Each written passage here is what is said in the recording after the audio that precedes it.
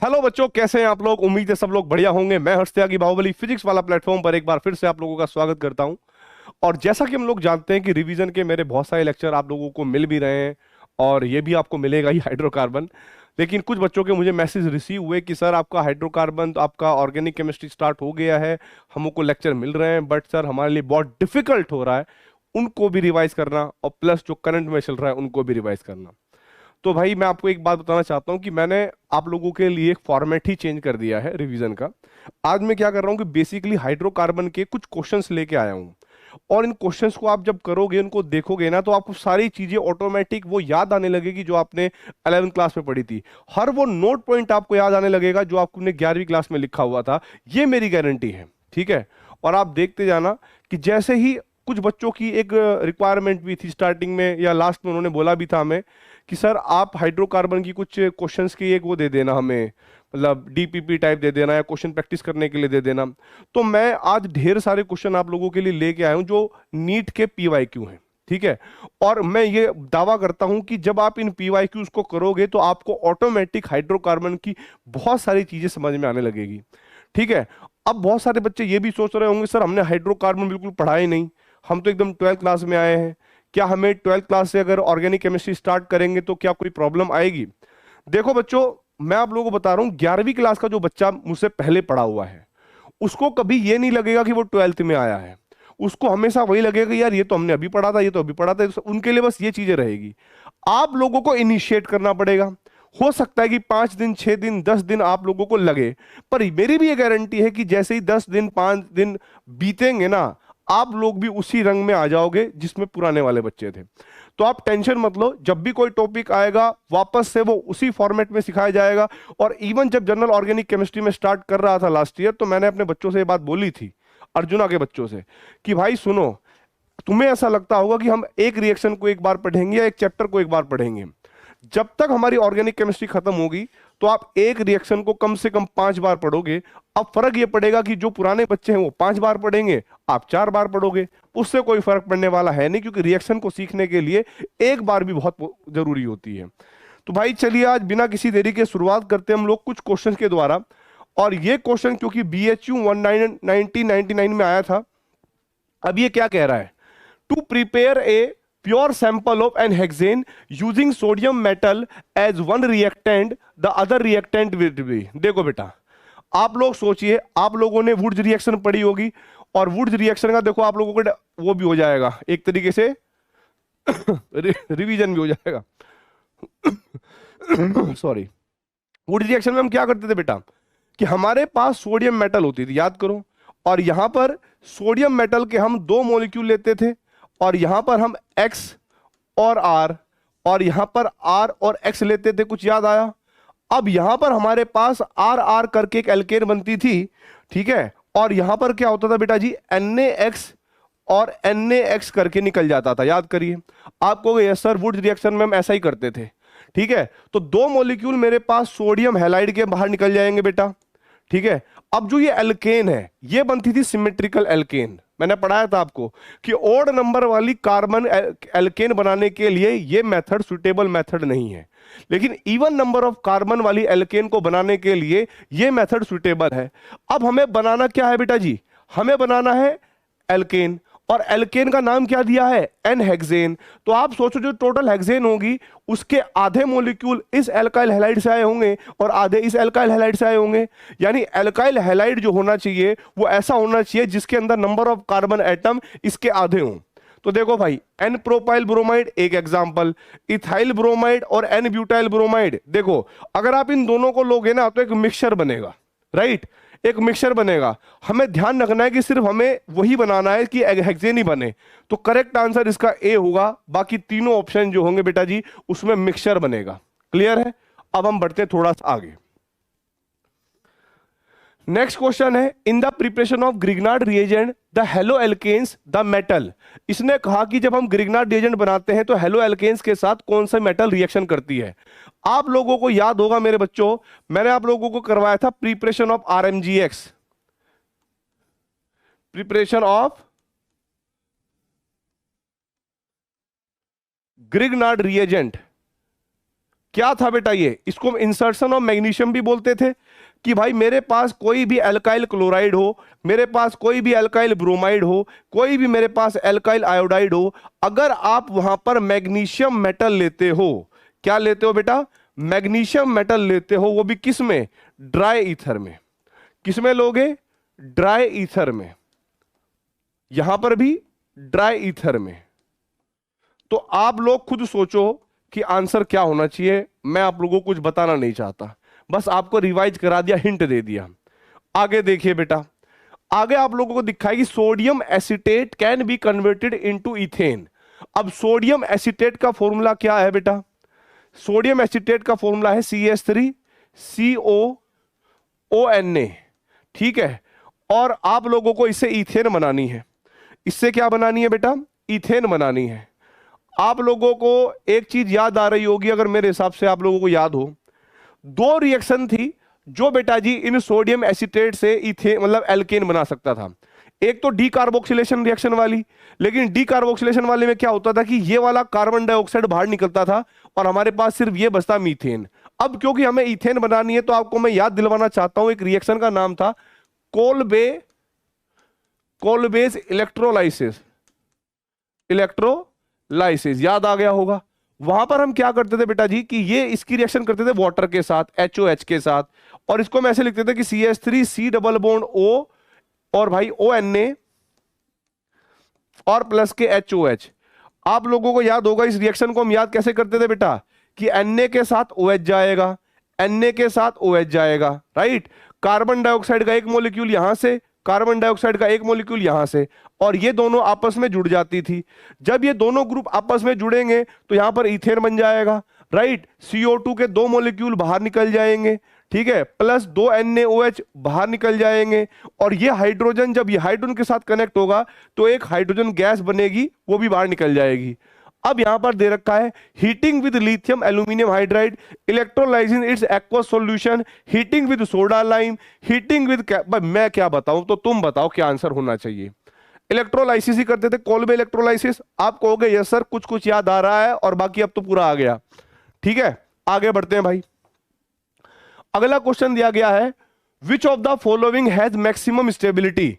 आपको बताना है भाई कि इन कार्बोकटायन में से किसकी स्टेबिलिटी सबसे ज्यादा है। ये क्वेश्चन एम्स 2001 का क्वेश्चन है। मैंने आप लोगों को एक बात बताई थी बेटा, नंबर ऑफ, या कह लीजिए stability of carbocation, stability of carbocation is directly proportional to hyper conjugation. अब आप देखिए हाइपर कॉन्जुगेशन कहां पर सबसे ज्यादा है, जहां पर सबसे ज्यादा होगा वो कार्बोकटायन सबसे ज्यादा स्टेबल होगा। अब बढ़ता हूं मैं थोड़ा सा आगे, आगे दिया गया है एम्स 1996 में क्वेश्चन आया था, which of the following statement is not true for ethane, it can be chlorinated with chlorine. देखो बेटा, अगर मैं बात करूं it can be catalytic hydrogenated, when oxidise produce CO2 and H2O, it is homologous of isobutane.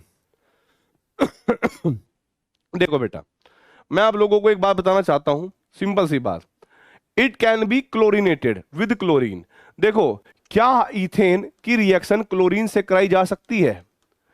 आप कहोगे sir बिल्कुल कराई जा सकती है, और आपको क्लोरो इथेन बन जाएगी या इथाइल क्लोराइड बन जाएगा। हमने क्लोरीनेशन ऑफ एल्केन पढ़ा हुआ है, याद करो। आप कहोगे yes sir. It can be catalytic hydrogenated. बताओ भाई, क्या इसका हम हाइड्रोजिनेशन कर सकते हैं फर्दर? आपको याद होगा जब हम हाइड्रोजिनेशन क्या करते थे तो हमें उस चीज का हाइड्रोजिनेशन करना होता था जिसके अंदर पाई बॉन्ड होंगे। अब एल्केन है हमारे पास सैचुरेटेड हाइड्रोकार्बन, जिसके पास पहले से ही सारे सिग्मा बॉन्ड है, भला भाई आप उसमें और हाइड्रोजन तो जोड़ ही नहीं पाओगे ना। बोलो, आप कहोगे नहीं सर सही बात कह रहे हो आप, ये हाइड्रोजिनेटेड नहीं है। आगे देखो भाई, तीसरी बात, when oxidise produce CO2 and H2O। ये बात क्लियर है कि जब आप किसी भी हाइड्रोकार्बन को जलाओगे या कंबशन करोगे, तो कंबशन करने का मतलब एक तरीके से ऑक्सीडेशन कराना ही हुआ, ठीक है। तो आपको पता है कि भाई हाइड्रोकार्बन को जलाने पर CO2 और H2O बनेगा, तो ये बात भी सच हो गई हमारे पास। It is an homologous of isobutane. Homologous का मतलब होता है कि भाई एक परिवार का सदस्य होना। अब एल्केन है तो एल्केन का फॉर्मूला क्या होगा बेटा जी, CnH2n+2। ठीक है, तो चाहे वो मीथेन हो, इथेन हो, प्रोपेन हो, आइसोप्रोपेन हो, सबके होमोलोगस ही तो हुए, एक CH2 की तो एंट्री हुई। आपको यस सर बात तो सही कह रहे हो आप, इतना ही है, हर बार एक CH2 बढ़ जाएगा तो ये वो बन जाएगा। तो कहने का मतलब ये हुआ बेटा कि इसमें से आपको ये बताना है कि विच इज नॉट ट्रू। ठीक है, तो अब आपने देखना है कि भाई बी है या क्या है, वो तुम्हें आंसर करना है। ठीक है, आगे बढ़ते हैं। विच of the following is not formed by reaction of chlorine on CH4 in sunlight. आपको याद होगा मेरे बच्चों कि जब हम CH4 की रिएक्शन करते थे Cl2 के साथ इन प्रेजेंस ऑफ सनलाइट, याद आया कुछ, क्लोरीनेशन ऑफ एल्केन। ये क्वेश्चन एम्स 1987 में आया था। और आपको याद होगा कि हम यहां से एक क्लोरीन और एक हाइड्रोजन निकालते थे तो एक HCl बाहर निकल जाता था और यहां पर बनता था बेटा जी CH3Cl। याद आया कि नहीं आया, आप लोग बताइए भाई। या चलो मैं आप लोगों को एक मैकेनिज्म बता ही देता हूं। सबसे पहले क्या होता था, एक इनिशिएशन स्टेप होता था, इनिशिएशन स्टेप, राइट। अब इनिशिएशन स्टेप में क्या होता था भाई कि देखो Cl2 मॉलिक्यूल पर यानी Cl पर सनलाइट गिरती थी। सनलाइट गिरने पर क्लोरीन रेडिकल बनते थे इस तरीके से, दो इनिशिएटर स्टार्ट हो गए। फिर हमारे पास दूसरा स्टेप होता था बेटा जी propagation step. Propagation step, propagation step क्या होता था कि भाई एक रेडिकल किसी एक रिएक्टेंट के साथ रिएक्शन करेगा। ठीक है, अब जरा देखो भाई, मान लीजिए अगर मेरे पास इस तरीके से CH4 करके एक मॉलिक्यूल है और Cl रेडिकल इसके साथ रिएक्शन करता है, तो हमारे पास CH3 एक रेडिकल ये बन सकता है और भाई HCl एक प्रोडक्ट ये बन जाएगा। अब ये रिएक्शन ऐसी चलती रहती है, चलती रहती है, इसमें हर प्रकार के रेडिकल बनते रहते हैं। ठीक है, और धीरे धीरे ऐसा भी होता है कि भाई हाइड्रोजन हटते रहते हैं, क्लोरीन लगते रहते हैं, हाइड्रोजन हटते रहते हैं, क्लोरीन लगते रहते हैं। तो लास्ट में एक स्टेप आता है, इस स्टेप में क्या होगा बेटा, इसको हम कहते थे टर्मिनेशन स्टेप। अब टर्मिनेशन स्टेप में क्या होता था, कुछ याद करिए कि भाई जो फ्री रेडिकल है ये आपस में जुड़ जाते थे और वहां पर किस किस चीज की पॉसिबिलिटी होती थी।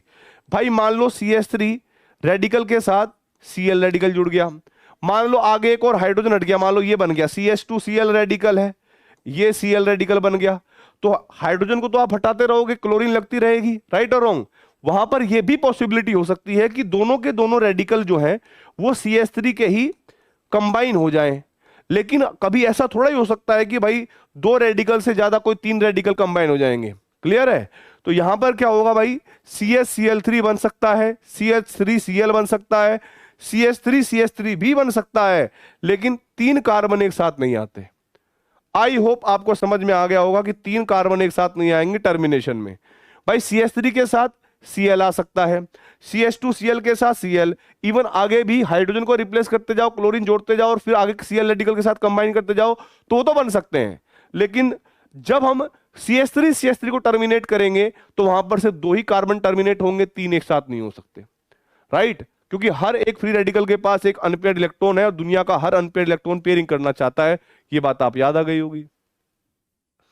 अब देखो भाई, ये क्वेश्चन दिया गया है, in the preparation of alkane a concentrated aqueous sodium और potassium salt of saturated carboxylic acids are subjected to. अगर आपको एल्केन बनानी है किससे, एक्वस सॉल्यूशन ऑफ सोडियम और पोटेशियम सॉल्ट, यानी देखो भाई आप लोगों को RCO O और K ले लिया, RCOOK, और जब आप एक्वस सॉल्यूशन लेते तो HOH भी लोगे, पानी भी लोगे, राइट, आप पानी भी लोगे। आप ही को मैंने अभी थोड़ी देर पहले इसी प्रकार का एक रिएक्शन करवाया था और ये कहा था भाई कि मैंने आपको बताया कि चाहे यहां पर सोडियम हो, पोटेशियम हो, ये पानी के OH को खा जाएगा, ये पानी के OH को खा जाएगा, तो इससे क्या बन जाएगा, 2 KOH बन जाएंगे ओवरऑल। आप कहोगे सर ये बात तो हमें समझ में आ गई, आपने ये भी बताया था सर कि यहां से दो मॉलिक्यूल, एक CO2 का यहां से और एक CO2 का मॉलिक्यूल यहां से बाहर निकल जाएगा। भाई मैंने दो मॉलिक्यूल CO2 के भी बाहर निकाल दिए, अब यहां पर एक हाइड्रोजन गैस भी बनेगी और प्लस एक एल्केन भी बनेगी, R और R। मैंने कहा कि इस रिएक्शन को हम क्या कहते हैं, बस इतनी सी बात है। क्या इसको हम हाइड्रोलाइसिस कहेंगे, क्या इसको हम ऑक्सीडेशन कहेंगे, क्या इसको हम हाइड्रोजिनेशन कहेंगे या इसको हम इलेक्ट्रोलाइसिस कहेंगे? आप लोगों को सिर्फ रिएक्शन देखकर रिएक्शन का नाम याद करना है। आप लोग जब रिएक्शन का नाम याद रखोगे तो आपको नाम याद आएगा तुरंत, कोल्बे इलेक्ट्रोलाइसिस का। अगर कोई इसको कोल्बे इलेक्ट्रोलाइसिस कह रहा है, इसका मतलब है कि इस प्रोसेस का नाम इलेक्ट्रोलाइसिस होगा ना भाई। तो आप कहोगे सर ये तो बड़ा ही सरल क्वेश्चन था, लो हम तो डी को टिक कर देंगे और आगे बढ़ जाएंगे। बेटा बढ़ना नहीं है, 4 नंबर लेकर जाना है, ठीक है। चलिए आगे बढ़ते हैं भाई। अगला क्वेश्चन क्या कह रहा है ये, halogenation of alkene is an example of. आप लोगों को याद होगा मैंने आप लोगों को ये नोट पॉइंट लिखवाया था जब मैंने आपको हेलोजिनेशन करवाया था, और वो नोट पॉइंट मैंने साफ साफ आपको ये लिखवाया था कि halogenation of alkene is a free radical substitution. Free, क्योंकि रेडिकल बनता था वहां पर और हाइड्रोजन क्लोरीन से सब्स्टिट्यूट होता, तो आप समझ जाना कि मैं क्या कहना चाह रहा हूं, फ्री रेडिकल सब्स्टिट्यूशन रिएक्शन, ठीक है। अब आगे की कहानी आपको है कि दिए गए 4 ऑप्शन में आपका क्या मन कर रहा है कि मैं किसको टिक करूं, ठीक है। टिक आपसे खुद ही करवाऊंगा, लेकिन सारे वो पॉइंट जो मैंने आपकी नोटबुक में लिखवाए हुए हैं मैं ये प्रूव करूंगा कि उनके हर पॉइंट पे क्वेश्चन बनता है, हर रिएक्शन पे क्वेश्चन बनता है, और आप लोगों को ईयर वाइज मैं दिखा रहा हूं कि देखो भाई मेडिकल में यहां से क्वेश्चन आए हैं, ठीक है। तो भाई ये थे 4 ऑप्शन, आंसर आप खुद लगा लेना। अब ये कह रहा है कि cyclohexane A hydrocarbon float on water because, NCERT 1976 में आया था ये क्वेश्चन कि साइक्लोहेक्सेन जो है वो साइक्लोहेक्सेन एक हाइड्रोकार्बन है जो पानी के ऊपर तैरता है। इसका रीजन क्या है? आप लोगों ने 9th क्लास और 10th क्लास में ये बात पढ़ी होगी कि कोई भी चीज जो हल्की होती है, जिसकी घनत्व या जिसकी डेंसिटी कम होती है वाटर के कंपेयर में, वो वाटर के ऊपर फ्लोट करेगी, जिसकी डेंसिटी वाटर से ज्यादा होगी वो नीचे सेटल डाउन हो जाएगी, बात खत्म। और क्या कहूं मैं? तो ये कहेंगे it is immiscible with water, नहीं ये तो नहीं है। Its density is low as compare to water, हाँ ये बात हो सकती है, लेकिन ये क्वेश्चन मैं आप लोगों के लिए छोड़ रहा हूं कि आप लोग खुद अपनी 9th और 10th क्लास को याद कर लो, ठीक है। और मुझे बताओ कि सही क्या होना चाहिए, डेंसिटी वाला या क्या? अरे मेरे मुंह से सही आंसर तो तुम निकलवा ही रहे हो। अब देखो बेटा 2001 में क्वेश्चन आया था पीएमटी में, propane is obtained from propene by the which of the following method. इसने बोला है कि आप लोगों को प्रोपीन लेना है CH3 CH double bond CH2, और इससे आपको बनाना है बेटा CH3 CH2 और CH3, यानी आपको प्रोपेन बनाना है प्रोपीन से। तो मैं ऐसा क्या करूं चारों प्रोसेस में से? क्या मैं वुड्स रिएक्शन करूं, क्या मैं डीहाइड्रोजिनेशन करूं, क्या मैं इससे हाइड्रोजन को हटा दूं, क्या मैं फ्रैंकलैंड रिएक्शन करूं, जिंक के साथ रिएक्शन करूं, या कैटालिटिक हाइड्रोजनेशन करूं? बाकी आप समझदार हो, आपको पता है कि सर एक पाई बॉन्ड को तोड़ना है, ठीक है, और हमें यह बात पता है कि सर ये रिएक्शन तो हमने पढ़ते हुए आए हैं कि इस पाई बॉन्ड को तोड़ते थे, एक हाइड्रोजन इधर एक हाइड्रोजन इधर, और यहां पर कैटलिस्ट लेते थे निकल, प्लेटिनम या पैलेडियम। सर आप भी क्या बात याद करते हो, हमें ये सारी बातें याद हैं। अब मुझे बताओ क्या ये बात क्लियर हो गई आपको? गया सर इसमें तो कोई प्रॉब्लम वाली बात आई नहीं हमें, तो ये तो कैटालिटिक हाइड्रोजनेशन कहेंगे इसको हम। तो बेटा यहां पर आप ऑप्शन नंबर डी को टिक करके आगे बढ़ जाओगे। अब देखो भाई अगले क्वेश्चन की तरफ। अगला क्वेश्चन क्या है? अगला क्वेश्चन आपको दिया गया है which of the following does not give alkane. वो कौन सी रिएक्शन है जिससे एल्केन नहीं बनाया जा सकता?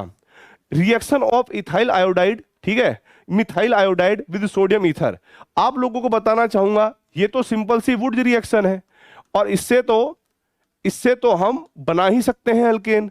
फिर ये कह रहा है कि reaction of sodium acetate with soda lime.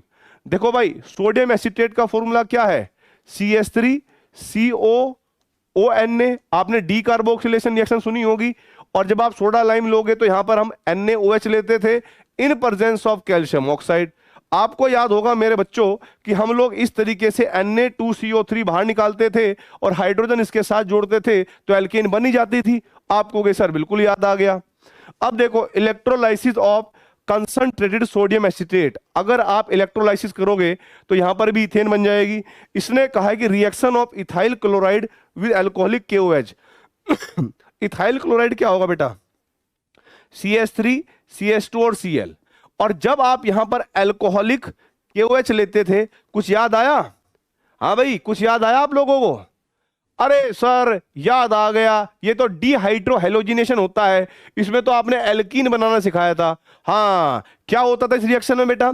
इस रिएक्शन में कुछ इस तरह से होता था कि जो CH है, जो बीटा कार्बन है, उसके पास कम से कम एक हाइड्रोजन होना चाहिए। तो बेस OH माइनस इसके पास आएगा, H प्लस को लेगा, ये इलेक्ट्रॉन यहां पर आ जाएंगे तो डबल बॉन्ड बन जाएगा। अब कार्बन 5 बॉन्ड बना नहीं पाएगा तो उसको एक क्लोरीन बाहर निकालना पड़ेगा, राइट? तो हमारे पास यहां पर क्या बनता था बेटा जी? एल्कीन बनती थी। और हमसे उसने क्या पूछा कि वो कौन सी रिएक्शन है जिसमें एल्केन नहीं बन सकती? तो आप देखोगे ऑप्शन नंबर डी में तो एल्कीन बन रही है, तो आप टिक कर दोगे बेटा डी को और आगे बढ़ जाओगे। आगे देखिए अगला क्वेश्चन। अगले क्वेश्चन में क्या दिया गया है? Which of the following compound has maximum boiling point. ठीक है, मैं आप लोगों को बताना चाहूंगा बेटा कि बॉइलिंग पॉइंट के बारे में मैंने आपको कुछ हिंट दिए थे। ठीक है, आप लोगों को इनका स्ट्रक्चर बनाना है, ठीक है, सबका स्ट्रक्चर बनाना है। और फिर यह बात ध्यान रखनी है कि boiling point is directly proportional to molecular mass, ये मैंने पहली चीज बोली थी। और अगर मॉलिक्यूलर मास समान हो, बराबर हो, तब हम देखते थे ब्रांचिंग।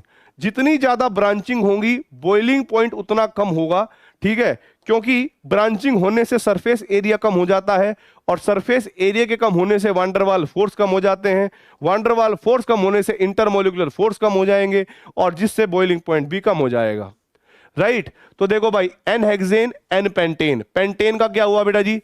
पेंटेन के अंदर देखो, इसके अंदर 6 कार्बन, इसके अंदर 5 कार्बन। अब 2,2 डाई मिथाइल, यानी इसके अंदर 5 कार्बन होंगे, प्रोपेन है। और भाई एक 2 मिथाइल ब्यूटेन, इसके अंदर 5 कार्बन। और मैं क्या बताऊं, मॉलिक्यूलर मास सबसे ज्यादा आपका एन हेक्सेन का होगा, इवन इसमें ब्रांचिंग भी नहीं है, तो करेक्ट आंसर इसका ए हो जाएगा। और ये भी PMT 1999 में आया था, ठीक है। आगे देखो बेटा, अगला क्वेश्चन क्या कह रहा है? Which of the following has maximum boiling point. आप लोगों को देखना है, ये आइसो ऑक्टेन है जिसके अंदर 8 कार्बन है, लेकिन आइसो का मतलब है ब्रांचिंग भी है, ठीक है, विद ब्रांचिंग, विद ब्रांचिंग। अब ये देखो, एन ऑक्टेन 8 कार्बन है, हम कहेंगे नो ब्रांचिंग, कोई ब्रांचिंग ही नहीं है सर इसमें, तो इसका मतलब तो सबसे बड़ी यही होगी। अब देखो भाई, 4 और 3, 8 कार्बन यहां पर भी है, लेकिन ब्रांचिंग तो कतई जहर बहुत ज्यादा है। फिर यहां पर 4 कार्बन है, तो इसने पूछा है सबसे ज्यादा कहां पर मैक्सिमम बॉइलिंग पॉइंट होगा। मैंने आपको बताया कि जहां पर मॉलिक्यूलर मास ज्यादा हो, यानी कार्बन ज्यादा हो, और भाई ब्रांचिंग सबसे कम हो। तो आप लोगों ने देखा कि सर इसका तो एक ही करेक्ट आंसर आएगा, वो होगा बी फॉर बाहुबली, कि सर एन ऑक्टेन को टिक कर दीजिए, क्योंकि इसके अंदर कोई ब्रांचिंग नहीं है, और भाई मॉलिक्यूलर मास भी एक तरीके से सबसे ज्यादा ही है, ठीक है। आगे बढ़ते हैं बेटा, CPMT में आया था पहले, जब नीट से पहले CPMT PMT कहते थे, फिर PMT से पहले CPMT कहते थे, ठीक है। तो उसी एग्जाम का अलग अलग नाम है और कोई अलग बात नहीं है, ठीक है। पानी पी लेता हूं, मैं बहुत देर से बोल रहा हूं भाई। अगला क्वेश्चन देखिए,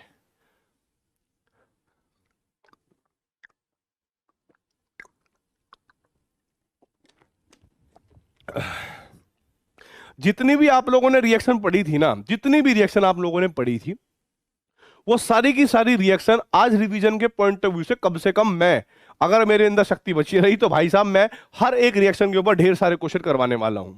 अब इन्होंने कहा कि भाई सोडियम एसीटेट है एनहाइड्रस, और उसको सोडा लाइम के साथ, सोडियम एसीटेट का सूत्र क्या होता है भाई? CH3COONA की रिएक्शन करवाई गई किसके साथ? सोडा लाइम, यानी NaOH और CaO के साथ गर्म किया गया।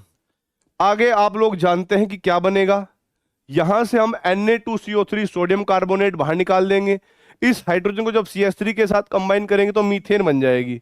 तो आगे आंसर आपको देखना है, हिंट मैंने आपको दे दिया, याद आपको है ही। अब आप ये तो समझ ही सकते हो कि भाई मैंने PMT के क्वेश्चन लेके आ रहा हूं, तो PMT में तो ऐसे ऐसे क्वेश्चन आ रहे हैं जो आपसे देखते ही हो रहे हैं। तो आप खुद अपना कॉन्फिडेंस लेवल देख लेना कि हमने लास्ट ईयर ऑर्गेनिक केमिस्ट्री किस लेवल पे पढ़ी थी, ठीक है। क्वेश्चन देखते ही होगा, भले ही लोग कहते हो कि भाई ऑर्गेनिक केमिस्ट्री बहुत टफ है, कुछ समझ में नहीं आता, ये है वो है, सब बकवास है।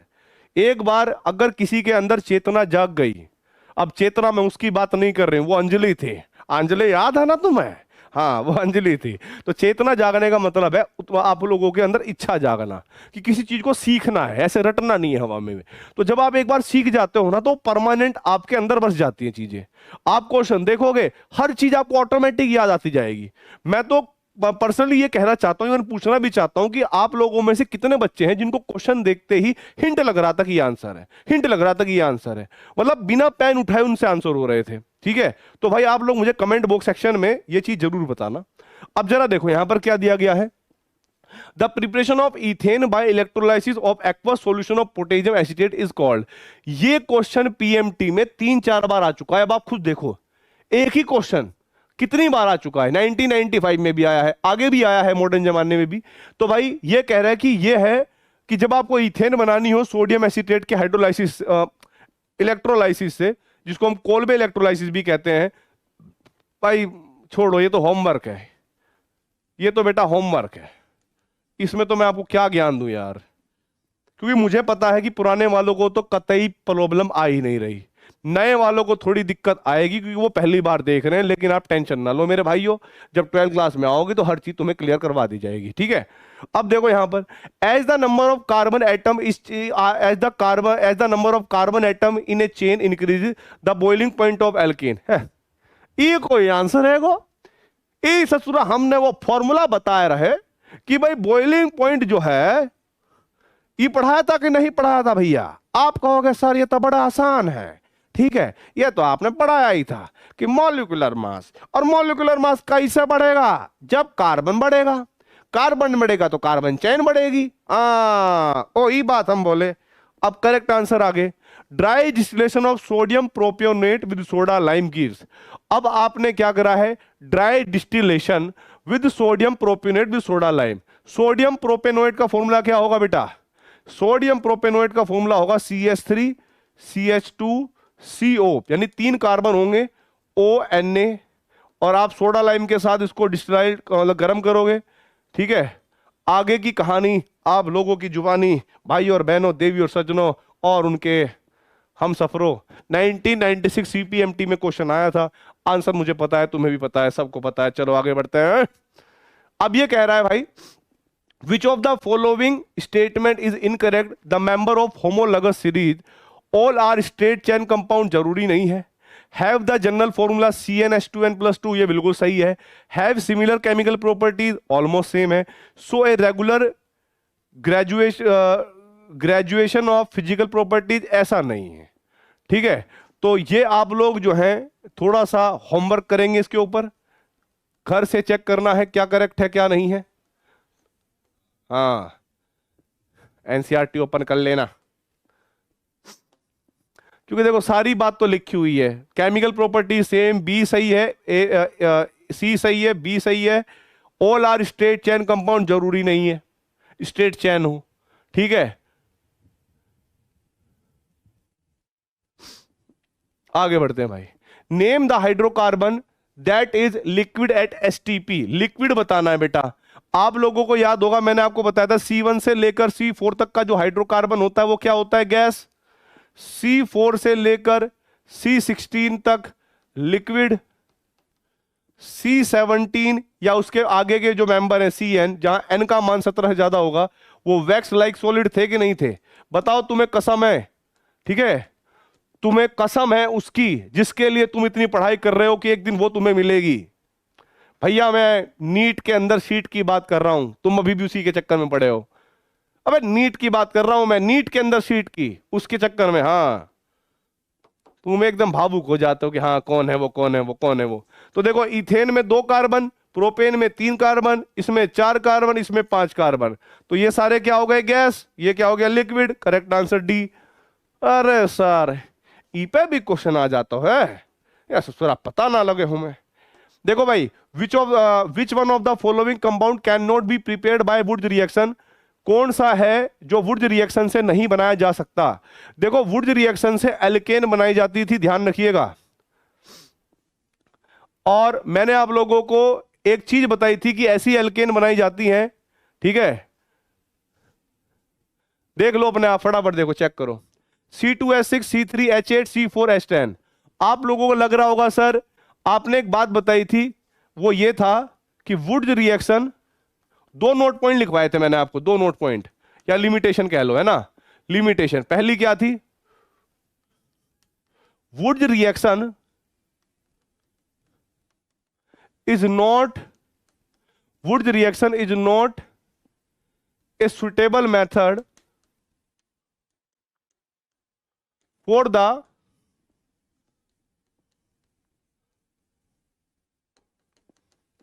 Preparation of odd carbon alkanes. मैंने ये कभी नहीं लिखवाया था कि ओड कार्बन एल्केन बना ही नहीं सकते या बनती ही नहीं है। आपको मैंने रिएक्शन भी करवा के बताया था कि जब हम ओड कार्बन की एल्केन को बनाना चाहते हैं तो वहां पर एक मिक्सचर बन जाता है, और उन मिक्सचर का बॉइलिंग पॉइंट नियरली सेम होने की वजह से उनको आइसोलेट करना बड़ा मुश्किल है। ठीक है, इस कारण से ये मेथड उतना उपयोगी नहीं है बनाने के लिए। लेकिन अगर कोई ये कहे कि बना नहीं सकते, कैन नॉट, अंग्रेजी मेरी इतनी ठीक है, कैन नॉट का मतलब है नहीं सकते, इसका अर्थ है कि भाई बना तो सकते हैं लेकिन हां अच्छा मेथड नहीं है।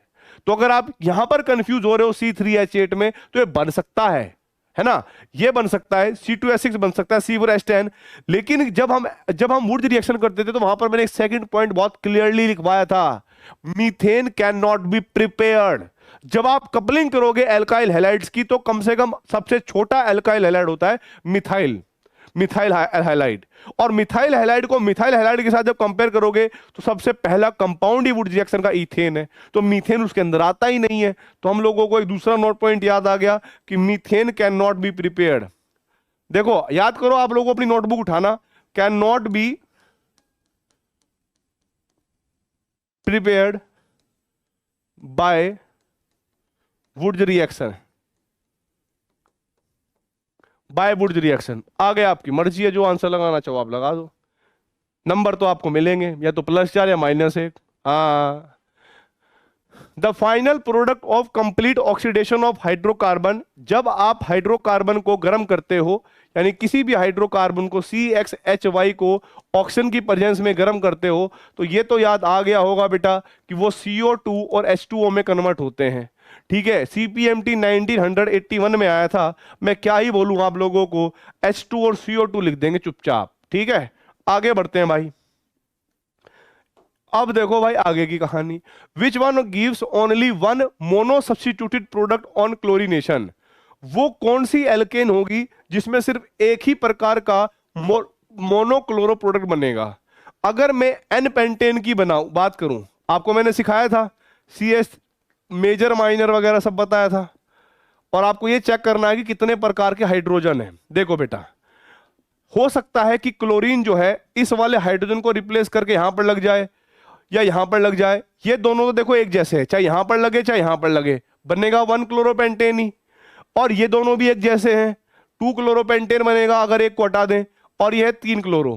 कहने का अर्थ है कि अगर हम क्लोरीनेशन करते हैं पेंटेन का, तो कहीं ना कहीं 3 प्रकार के हमारे पास हेलोजन प्रोडक्ट बनेंगे। ठीक है, तो ये तो नहीं हो सकता। अब हमें ऐसा कुछ चुनना है जिसके पास सारे हाइड्रोजन एक जैसे हों, सारे एल्केन्स मतलब एक जैसे ही लगे। अगर मैं नियोपेंटेन की बात करूं तो नियोपेंटेन का फॉर्मूला होता है CH3, ठीक है, बीच में C और ऐसे। अब इसके पास सारे के सारे बेटा जी एक तरह के ही हाइड्रोजन है। ठीक है, तो आप कहीं से भी हाइड्रोजन को हटाओगे और क्लोरीन जोड़ोगे तो एक ही प्रकार का प्रोडक्ट बनेगा। अगर आप उसका IUPAC नोमेनक्लेचर करोगे तो हर बार सेम ही आएगा।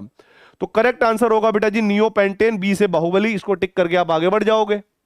आप कहोगे सर ये तो याद आ गया, एकदम बढ़िया बात है। अगला क्वेश्चन देखिए भाई, which of the following is gem di halide. Gem di halide की क्या था भाई, आपको मैंने बताया था कि जब कभी भी एक ही कार्बन पर 2 हैलोजन लगे होंगे तो उसको हम जैम शब्द कहते हैं, उसको हम क्या कहते हैं, जैमिनल कहते हैं।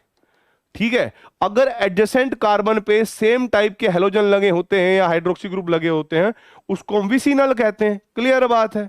तो ये इंट्रोडक्शन मैंने आप लोगों को लास्ट ईयर भी बताया था, अभी भी मैं बता रहा हूं कि आपको बस पहचानना है कि जैम डाई हैलाइड कौन सा है। तो यहां पर इस कार्बन पे और इस कार्बन पे अलग अलग जुड़े हुए हैं तो ये विसिनल हुआ, इस कार्बन पे और इस कार्बन पे ये भी विसिनल हुआ, ये तो अलग चीज हो गया। अब यहां पर एक ही कार्बन है जिस पर 2 Br जुड़े हुए हैं, इसका मतलब D4 डाकू है ना। चलो आगे बढ़ते हैं भाई, आगे देखो बेटा। अब यहां पर क्या गया है, BHU 2003 में ये क्वेश्चन आया है और इसमें कहा है कि by Wurtz reaction a mixture of methyl iodide and ethyl iodide gives. अगर मान लो मेरे पास एक मिथाइल आयोडाइड है और एक है इथाइल आयोडाइड, एक है इथाइल आयोडाइड, और हम इसकी वुड्स रिएक्शन कराना चाहते हैं, मतलब सोडियम एंड ड्राई ईथर, क्या क्या देगा। ठीक है भाई, आप लोग देखो बेटा, पॉसिबिलिटी यह है कि दोनों मॉलिक्यूल इसी के हो जाएं। अगर दोनों मॉलिक्यूल इसी के हुए तो एक कार्बन यहां से एक कार्बन यहां से, तो प्रोडक्ट में क्या बनेगा बेटा जी, एक बनेगा इथेन, जिसको हम सेल्फ प्रोडक्ट भी कहेंगे। अगर दोनों मॉलिक्यूल इसके हो गए तो बेटा जी ब्यूटेन भी बन सकती है। अगर मान लीजिए एक इसका है और एक इसका है, क्रॉस प्रोडक्ट बना रहे हैं, तो वहां पर प्रोपेन भी बनेगी। अब देखो जो हमें मिक्सचर ऑब्टेन होगा बेटा जी, उसमें इथेन, प्रोपेन और ब्यूटेन तीनों हो सकती हैं। अगर हम इन दोनों को लेते हैं तो ब्यूटेन, इथेन और प्रोपेन दोनों तीनों ही दिखाई हुई हैं इसने, तो हम कहेंगे a mixture all of the above three. तो करेक्ट आंसर हमारे पास क्या हो जाएगा बेटा, कि ये हम ऐसी वुड रिएक्शन कर रहे हैं जिसमें हम ओड कार्बन की एल्केन बनाना चाहते हैं, पर ओड कार्बन की एल्केन हमेशा बनेगी तो नहीं, क्योंकि पॉसिबिलिटी ये भी है कि जब हम कपलिंग करा रहे होंगे, रिएक्शन कर रहे होंगे, तो हो सकता है कि दोनों मॉलिक्यूल इसी के आ जाएं, सेल प्रोडक्ट बना लें। हो सकता है दोनों मॉलिक्यूल इसी के आ जाएं तो सेल प्रोडक्ट बना लें। हो सकता है कि एक इसका और एक इसका आ जाए तो भाई क्रॉस प्रोडक्ट भी बना लें। तो आई होप जिस जिस बच्चे ने भी रिवाइज करा होगा, ठीक है, अपने नोट्स थोड़े से भी पढ़े होंगे, उसको इन क्वेश्चन को समझने में बिल्कुल भी दिक्कत नहीं आ रही होगी। आगे बढ़ते हैं मेरे बच्चों। अगला क्वेश्चन क्या दिया गया है, photochemical chlorination of alkene is initiated by a process of. देखो बेटा, आप लोगों को यह बताना है कि जब फोटोकेमिकल क्लोरीनेशन करते हैं हम किसी भी एल्केन का, तो रिएक्शन स्टार्ट कैसे होती है, परऑक्सीडेशन से, होमोलाइसिस से, सब्स्टिट्यूशन से या पायरोलाइसिस से। तो आप लोगों को याद होगा बेटा कि जब क्लोरीन और क्लोरीन के बीच का जो बॉन्ड होता था और यहां पर हम सनलाइट डालते थे, तो ये जो बॉन्ड टूटता था ये होमोलिटिक टूटता था, है ना। तो आप कहोगे यस सर, इसमें ब्रेक होता था और होमोलाइसिस होता था, ठीक है। तो यहां पर क्या होगा बेटा, सीएल रेडिकल और सीएल रेडिकल बनते थे, तो इसको बोलते थे हम लोग होमोलाइसिस। तो आप इसको टिक कर दोगे और आगे बढ़ जाओगे। CH3MgI विल गिव मीथेन, ये कह रहा है कि ये किसके साथ जाकर मीथेन देगा। तो मैं आप लोगों को बताना चाहता हूं RMGX की कुछ खूबियां। मैंने आपको ये बताया था बेटा कि CH3MgI में मैग्नीशियम और कार्बन में ज्यादा इलेक्ट्रोनेगेटिव कौन है, आप कहोगे कार्बन, क्योंकि मैग्नीशियम तो मेटल है और मेटल की इलेक्ट्रोनेगेटिविटी उतनी ज्यादा होती नहीं। तो आप इसको इस तरीके से समझिएगा बेटा कि CH3 lone pair negative charge और MgI प्लस ये स्पीसीज है। अब आपको मैंने बताया था कि RMGX जब कभी भी एक्टिव हाइड्रोजन कंटेनिंग कंपाउंड के साथ रिएक्शन करता है तो वो एक्टिव हाइड्रोजन को अपने साथ लेकर एल्केन बना लेता है। तो देखो भाई, अब एक्टिव हाइड्रोजन क्या है, एक्टिव हाइड्रोजन होता था एसिडिक हाइड्रोजन या फिर फोन के साथ जुड़ा हुआ हाइड्रोजन। अब आप खुद देखिए बेटा, क्या यहां पर हाइड्रोजन ले सकता है, आप कहोगे यस सर इससे ले सकता है, ठीक है। क्या यहां से ले सकता है, आप कहोगे सर बिल्कुल ले सकता है, ठीक है। अब बात करेंगे CH3CO और CH3 के साथ, क्या इसके साथ कर सकता है, बताइए। अगर मैं यहां पर इसकी बात करूं CH3CO CH3, इसके साथ कर सकता है, तो आप कहोगे सर कर भी सकता है और नहीं भी, लेकिन यहां पर जो ये कार्बन है ना, ये कार्बन जो है sp3 हाइब्रिड है। कहने को तो देखो बेटा ये हो सकता है, ठीक है, लेकिन जब आप RMGX की रिएक्शन आगे चल के कीटोन में पढ़ोगे तो वहां पर एल्कोन की फॉर्मेशन देखोगे। आप लोग इसका जो करेक्ट आंसर होगा वो A और B लगाना बेटा, ठीक है, A और B, क्योंकि यहां पर आप लोगों को साफ साफ एक्टिव हाइड्रोजन या एसिडिक हाइड्रोजन दिख रहे हैं, बाकी में आपको एसिडिक हाइड्रोजन नहीं दिख रहे, इसीलिए करेक्ट आंसर होगा इसका A और B। बस इनसे वो हाइड्रोजन लेकर मीथेन बना सकता है। आगे देखिए बेटा, the complete combustion of CH4 gives, वापस से क्वेश्चन आता है, कोई भी हाइड्रोकार्बन का जब हम कंप्लीट कंबशन करते हैं तो वो CO2 और H2O देता है। तो करेक्ट आंसर मैं क्यों बताऊं, है ना, करेक्ट आंसर मैं क्यों बताऊं, मुझे खुद नहीं पता। आगे देखो बेटा, AIEEE 2005, ये बेटा जेई का क्वेश्चन है, करना चाहते हो तो कर लेना, पर ये बहुत बढ़िया क्वेश्चन है। इसने कहा है कि 1 methyl butane, 1 methyl 2 methyl butane, 1 क्या होता है, देखो बेटा, 2 methyl butane on reaction with bromine, ठीक है, आप Br2 के साथ रिएक्शन करोगे इन presence of sunlight gives mainly, आपको यह बताना है कि कौन मेजर प्रोडक्ट बनेगा। मैं आप लोगों को एक बात बताना चाहता हूं वापस से, अगर आप लोगों को याद होगा तो, इसके पास 1 डिग्री 1 डिग्री 1 डिग्री हाइड्रोकार्बन है, 1 डिग्री हाइड्रोजन है, 2 डिग्री भी है और 3 डिग्री भी है।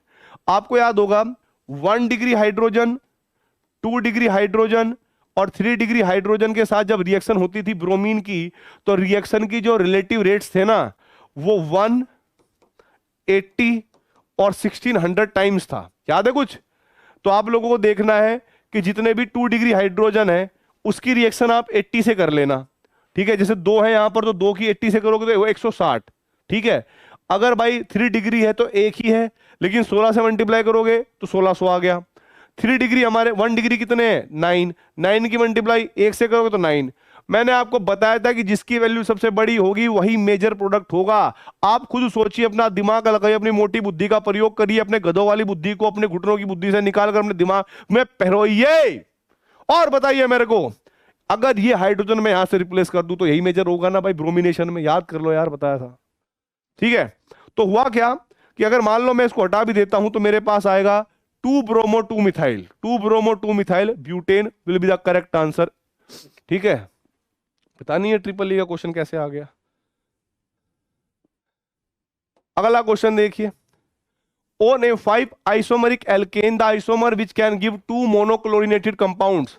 होमवर्क घर बैठ के करना आराम से, हाँ, बस टाइप ऑफ हाइड्रोजन ढूंढने हैं आपको, किसके पास 2 टाइप के हाइड्रोजन होंगे, वही बेटा जी 2 टाइप के मोनोक्लोरिनेटेड प्रोडक्ट देगा। AFMC, एफएमसी में ये क्वेश्चन आया था, ये भी मेडिकल का एक बहुत अच्छा एंट्रेंस था, ठीक है, कॉलेज भी है। The product obtain on reaction with C2H5Cl with hydrogen over palladium carbon, बताइए क्या होगा। C2H5Cl हाइड्रोजनेशन करना है आपको over palladium carbon, PD charcoal कर लेना अपने आप भाई, हाइड्रोजनेशन करोगे तो ये हमारे पास इथेन बन जाएगी, ethane. KCET medical 1999, ethene with treated with Br2 in presence of CCl4, याद आया कुछ? CH2 डबल बॉन्ड CH2, जब इसके साथ हम Br2 के साथ एक्शन करते थे, वो भी कहां पर? नॉन पोलर सॉल्वेंट यानी CCl4 में। तो आपको याद होगा ब्रोमीन का एक मॉलिक्यूल इधर और एक ब्रोमीन इधर जुड़ता था, याद है? अरे भैया वैसे तो पाई बॉन्ड टूटता था ना, यस। ये रिएक्शन बहुत सरल थी, ये रिएक्शन कुछ ऐसी थी भाई कि आपको मैंने बताया था कि पाई बॉन्ड टूटता था, एक ब्रोमीन इधर जुड़ता था और एक ब्रोमीन इधर जुड़ता था, विसिनल डाई हैलाइड बनते थे यहां पर। तो CH2 Br और Br, भाई और बहनों, देवी और सज्जनों, खत्म, टाटा बाय बाय, गया। अब ये कह रहा है कि भाई CPMT 1985-93 कि भाई हमने हीट किया एल्कीन को, और एल्कीन को जब हम हीट कर रहे हैं तो वो कीटोन में कन्वर्ट हो गया, ठीक है। अब उनमें से हम क्या लेंगे? X in the above reaction is क्या होगा, बताइए। O2 तो नहीं था, ध्यान रखना है, O2 तो नहीं था। ऐसी एल्कीन जब हम पाई बॉन्ड तोड़ते थे, और मान लीजिए हम लोग क्या कर रहे हैं भाई, ओजोनलाइसिस भी करेंगे, तो एक ऑक्सीजन इधर एक ऑक्सीजन इधर जाएंगे और कीटोन का फर्दर ऑक्सीडेशन होगा नहीं। आप KMnO4 लोगे, ठीक है, हीट करोगे तो ये भी हो जाएगा।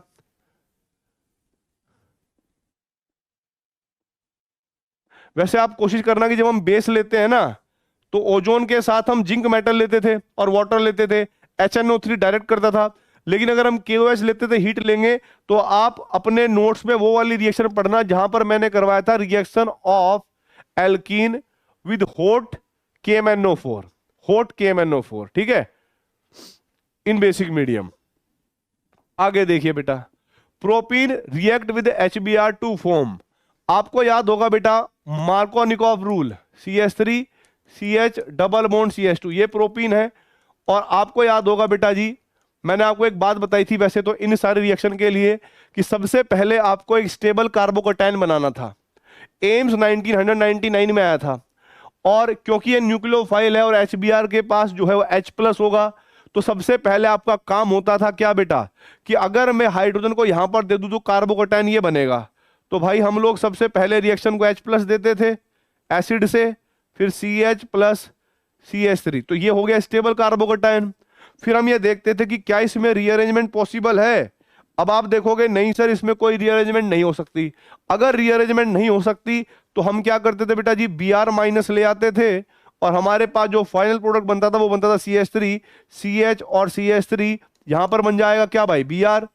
अब आप देखो क्या बनना चाहिए, 1 ब्रोमोप्रोपेन, 2 ब्रोमोप्रोपेन, हेक्सेन, इथेन, क्या करेक्ट आंसर होगा बेटा जी 2 ब्रोमोप्रोपेन। एम्स 1999 में यह क्वेश्चन आया हुआ था।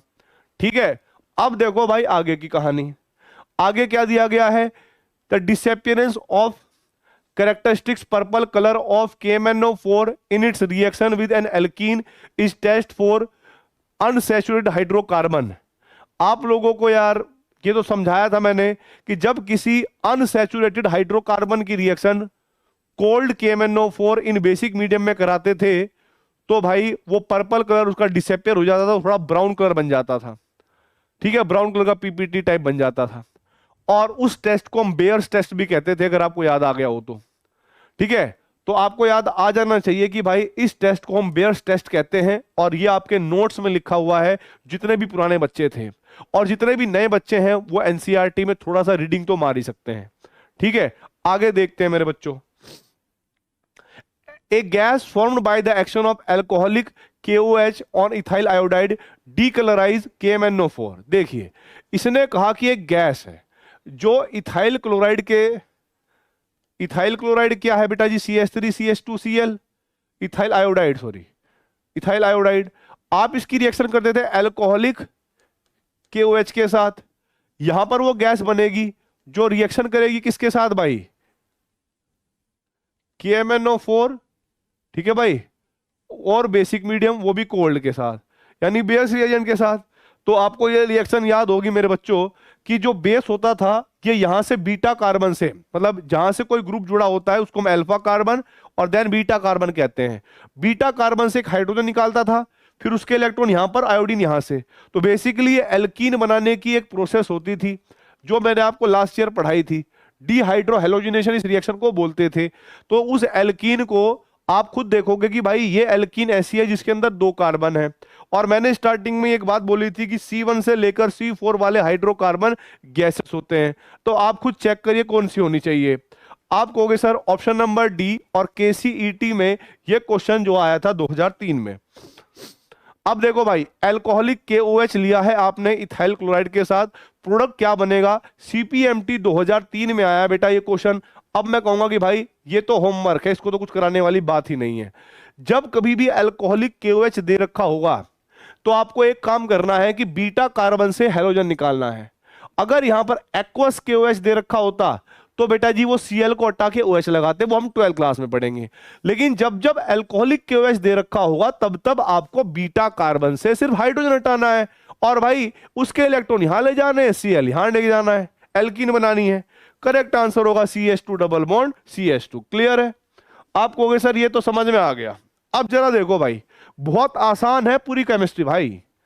यहां पर क्या है, the intermediate during the addition of HCl to propene in the presence of peroxide.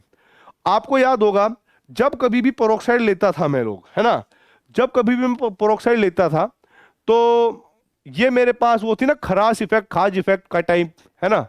देखो, the intermediate during the addition of HCl to propene. पहली बात तो मुझे एक बात ध्यान रखनी है, CH3 CH double bond CH2।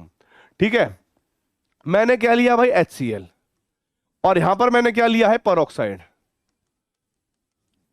बहुत सारे बच्चों को यह लगता था कि सर यहां पर तो एंटी मार्कोनिकोव प्रोडक्ट बनेगा, पर याद करो तुम्हें कसम है तुम्हारी उसकी होने वाली नीट की सीट की, ठीक है, उसकी कसम है कि भाई पेरोक्साइड के साथ एंटी मार्कोनिकोव रूल सिर्फ HBr शो करता था। HCl HI HF ये सारे के सारे जो है सेम टाइप से रिएक्शन करते थे, यानी पेरोक्साइड आप लो या ना लो कोई फर्क नहीं पड़ता। आप लोगों ने जब मान लो HCl ले लिया तो आप जानते हो कि HCl एक एसिड है, वो H+ देगा, वो H+ इसके साथ गुलू गुलू करेगा और गुलू गुलू करने के बाद एक कार्बोकेटाइन बनाएगा जो कि होगा स्टेबल कार्बोकेटाइन 2 डिग्री। ठीक है भाई, 2 डिग्री कार्बोकेटाइन आपने बना लिया। तो आपको इस पर टिक करना है। आधे बच्चे क्या कंफ्यूज हो जाएंगे कि सर पेरोक्साइड ले रखा है, फ्री रेडिकल होना बनना चाहिए था। अरे भाई फ्री रेडिकल तब बनता जब HBr लेते। ठीक है, कुछ भी। हाँ, तो करेक्ट आंसर क्या होगा भाई? CH3 CH positive. तो करेक्ट आंसर होगा बी से बाहुबली। इसको टिक कर देना और आगे बढ़ जाना है। क्लियर है? अब देखो भाई आगे, when 3,3 dimethyl 2-butanol is heated with H2SO4, the major product obtained is 3,3 dimethyl butanol is heated with H2SO4 major product. आपको याद होगा अब हमारे पास वो रिएक्शन चल चुका है जिसको हम डिहाइड्रेशन ऑफ अल्कोहल कहते थे, जिससे एल्कीन बनाते थे। तो चलो मैं बता देता हूं वापस से, 3,3 डाइमिथाइल 2-ब्यूटेनॉल, 4 कार्बन है, यहां पर OH है और यहां पर CH है, सॉरी इधर CPMT 1995 और ये है भाई वो प्रोडक्ट। ठीक है, आप लोगों को याद होगा कि ये 2 डिग्री अल्कोहल है, H2SO4 की प्रेजेंस ले रहे हो। आपको याद होगा मैंने ये रिएक्शन आपको सिखाई थी, ना कि रटवाई थी। मैंने आपको ये नहीं कहा था कि आप बीटा एलिमिनेशन कर लेना या अल्फा एलिमिनेशन करना था। अगर H2SO4 है तो एसिड देगा H+। H+ क्या है? इलेक्ट्रोफाइल, उसको इलेक्ट्रॉन चाहिए। पूरे मॉलिक्यूल में इलेक्ट्रॉन सिर्फ ऑक्सीजन के पास है, तो वो इस पर अटैक कर देगा। और जब इस पर अटैक करेगा तो भाई वो क्या बना देगा? CH3 CH C CH3 CH3 CH3 और OH2 पॉजिटिव चार्ज। अब क्योंकि ऑक्सीजन पर पॉजिटिव चार्ज आ गया तो ये हाईली अनस्टेबल होगा। हम लोग क्या करते थे बेटा जी, एक वाटर मॉलिक्यूल को बाहर निकालते थे और फिर हमारे पास क्या बनता था? CH3 CH CH3, ये कार्बोकेटाइन बना। और मैंने आपको बताया था कि भाई अगर पॉसिबिलिटी होगी तो रीअरेंजमेंट ऑफ कार्बोकेटाइन भी होगी। आप खुद देखिए 2 डिग्री कार्बोकेटाइन है, इधर से हाइड्राइड तो जा नहीं सकता क्योंकि 2 डिग्री जो है 1 डिग्री में तो कन्वर्ट होगा नहीं। लेकिन अगर मैं यहां से मिथाइली को शिफ्ट कर दूं, यहां पर मैंने क्या करा बेटा जी? मिथाइल शिफ्ट करवा दिया। मैंने आपको कार्बोकेटाइन की रीअरेंजमेंट पढ़ाई हुई है भाई, ये मत बोलना यार। और शायद मैंने अभी एक लास्ट वाली किसी क्लास में जो रिवीजन क्लास है उसमें भी मैंने रीअरेंजमेंट के बारे में बोला है। ठीक है, तो ये मिथाइल ग्रुप जब इधर आ जाएगा तो आपके पास ये वाला कार्बोकेटाइन बनेगा CH3। ठीक है, CH3 CH CH3 C CH3 और CH3, ये कार्बोकेटाइन। अब आप क्या करोगे? आप डिप्रोटोनेशन करोगे, H+ को हटाओगे तो आप वो H+ यहां से हटेगा और जैसे यहां से H+ हटेगा तो डबल बॉन्ड आ जाएगा। तो वो एल्कीन बनेगी बेटा जी CH3 C double bond C, इधर CH3 और ऐसे ये एल्कीन बनेगी। इसका नाम आपको कर लेना है 2,3 डाइमिथाइल। ठीक है, 2 ब्यूटीन कह लो या ब्यूटुइन कह लो, इसका आंसर C हो जाएगा भाई। इस टाइप का क्वेश्चन मैंने लास्ट वाली क्लास में या लास्ट ईयर वाली क्लासेस में आपकी नोटबुक में कराया हुआ है। आधे बच्चों को लग रहा था कि सर आपने तो बहुत ज्यादा पढ़ा दिया, ठीक है, बहुत ज्यादा करवा दिया। आप देख लो सारे के सारे क्वेश्चन PYQs हैं ये तुम्हारे, CBSE PMT 1995 में आया हुआ क्वेश्चन है ये। ठीक है, अब देखो भाई आगे, यहां पर दिया गया है how can ethene B produce from ethanol. आपको इथेनॉल से इथीन बनानी है। यार देखो एक सिंपल सी बात है, ये गधों को भी समझ में आ जाएगा, तुम्हें तो आ ही जाएगा, है ना, तुम इतने बड़े गधे तो हो नहीं हो। देखो CH3 CH2OH। अब देखो आपको बनानी है इथीन, CH2 CH2, यानी इथीन में क्या है, एक OH कम है, ध्यान से देख लो, और इधर से एक हाइड्रोजन भी कम है। अगर आप ध्यान से देखोगे तो आप कहोगे सर बात तो सही है, इस वाले कार्बन से OH कम है, इस वाले कार्बन से H कम है, इसका मतलब वाटर कम है, और वाटर कम है इसका मतलब हमें अल्कोहल का क्या करना चाहिए कि इथीन बन जाए? डिहाइड्रेशन। क्या करना चाहिए? डिहाइड्रेशन। अब देखो भाई, क्या हमें डिहाइड्रो हेलोजिनेशन, भाई डिहाइड्रो हेलोजिनेशन हम क्यों करेंगे जब हेलोजन है ही नहीं अल्कोहल के पास, तो ये तो नहीं हो सकता। डिहाइड्रोजिनेशन मतलब सिर्फ हाइड्रोजन को हटाएं, ऑक्सीजन को ना हटाएं, ये भी गलत बात हो गई। ठीक है, अब ये कह रहा है कि बाय डिहाइड्रेशन विद कॉन्सर्ट, हाँ H2SO4 तो लेते ही थे ना भाई, तो करेक्ट आंसर क्या होगा?